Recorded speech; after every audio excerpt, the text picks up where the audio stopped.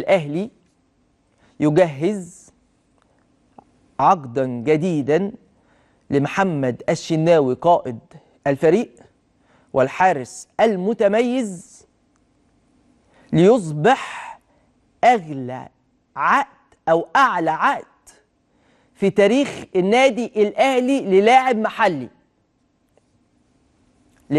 محلي. يعني قصدي لاعب موجود مصري مش محترف من الخارج.